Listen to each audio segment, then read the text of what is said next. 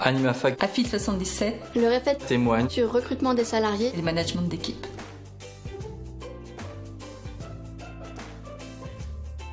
L'association a vu son effectif salarié croître de manière importante et rapide ces 10 dernières années. Et on a assisté en fin 2015 à plusieurs départs de jeunes collaborateurs. Et il nous a paru important de prendre le temps d'écouter les salariés qui étaient là pour savoir qu'est-ce qui les motivait d'abord à nous rejoindre et puis ensuite pourrait les motiver à finalement rester plus longtemps parce que ces départs avaient finalement créé un sentiment d'inquiétude et puis un travail important de la part de tous pour accueillir, pour tutorer. Après cette prise de conscience, nous avons fait appel à un consultant extérieur pour une première phase d'écoute des salariés. C'était important de savoir quels étaient les leviers qu'il fallait effectivement activer pour atteindre donc notre objectif de fidéliser au mieux les collaborateurs. Alors une phase d'écoute qui a déjà duré 2-3 mois et puis ensuite on a pu à partir donc de ces conclusions mettre en place un plan d'action sur plusieurs thématiques de communication d'une part. Par exemple, nous avons révisé notre manière de faire les réunions d'équipe. Jusqu'alors, on avait des réunions d'équipe mensuelles, assez courtes, mais avec une information qui était descendante et qui ne satisfaisait plus grand monde. Ces réunions d'équipe, elles sont aujourd'hui plus longues. Elles sont un temps dédié à plutôt des moments de concertation, de travail sur des points stratégiques, des temps aussi de cohésion d'équipe. En termes de communication, j'ai aussi mis en place une lettre mensuelle d'information qui me permettait en fait là de mettre toutes les informations descendantes pour pouvoir avoir du temps uniquement donc plus stratégique et collaboratif dans ces réunions d'équipe. On a revu le parcours du salarié, un parcours qui met en avant une montée en compétences plus claire, attendue, la possibilité aussi, à partir du moment où ils sont en maîtrise de leur métier, de prendre la responsabilité de projet, ce qu'on a appelé la chefferie de projet.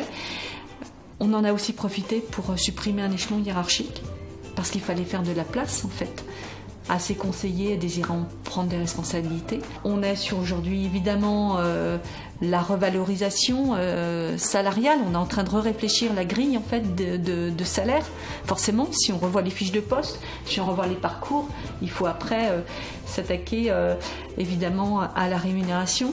Et puis, peut-être en matière de communication, on est en phase de test d'un réseau social qui devrait accompagner en fait cette nouvelle manière de partager le travail de manière plus collaborative. Et puis enfin, je vous ai parlé d'écoute au tout démarrage, je vais finir là-dessus. Il faut que l'écoute, elle puisse se faire de manière plus continue et on a donc souhaité mettre en place un baromètre social. On a le projet de le faire tous les 2 ans et ça sur l'ensemble des thématiques qui peuvent nous permettre de mieux gérer les moyens humains. Donc des thématiques du type est-ce que vos conditions de travail sont effectivement à la mesure de ce que vous attendez, en termes de rémunération, en termes de charge de travail, en termes de management, d'appui de votre encadrant, etc. Il ne faut pas penser que ces questions relatives à la gestion des ressources humaines soient accessoires ou secondaires. Je pense pour ma part que la réussite du plan stratégique d'AFIT 77 tiendra aussi beaucoup à la manière dont on aura pu s'occuper en fait de ces questions-là, d'organisation, de parcours des salariés, de communication managériale. On a aussi beaucoup travaillé sur le travail des bénévoles avec les salariés ou des salariés avec les bénévoles et que la communication managériale elle est bien sur l'ensemble de l'équipe.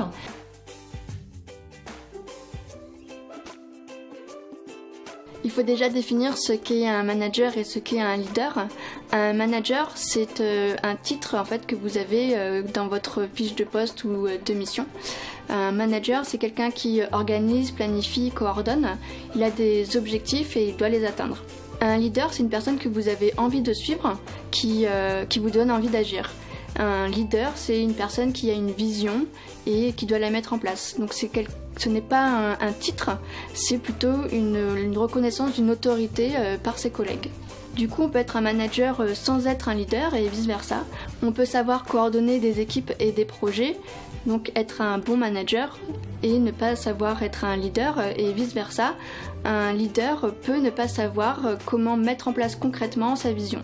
Un leader n'est pas meilleur qu'un manager et vice-versa, ils sont juste complémentaires. Il faut aussi noter qu'un leader, il n'est pas leader tout le temps. Le leadership est souvent circonscrit soit à un projet ou à un environnement spécifique. Donc on peut être manager sans être leader, mais si on est les deux, c'est le top. J'ai tendance à croire, et peut-être par erreur, qu'un leader regroupe la prise d'initiative pour lui-même. Donc on va dire qu'un manager va favoriser en fait la prise d'initiative au sein de son équipe, c'est-à-dire qu'une personne va pouvoir porter une action et le manager va faire en sorte de mobiliser toutes les connaissances, toutes les compétences qu'il y a autour de lui pour que cette initiative prenne forme et que ça devienne du coup un beau projet. Question un peu théorique pour finir. Je peux vous dire qu'un bon manager, il a déjà un certain nombre de qualités pour être un bon leader. Il sait communiquer avec son équipe, communiquer avec des partenaires extérieurs, il sait convaincre de sa légitimité. Ça veut dire certainement qu'il a fait l'épreuve d'un bon pilotage, qu'il a une vision de l'association qu'il a su faire partager, une bonne littérature sur le sujet, et je pense que vous y apprendrez encore bien plus de choses. Ça, peut être source et ressource pour faire en sorte que je sois demain peut-être un bon manager.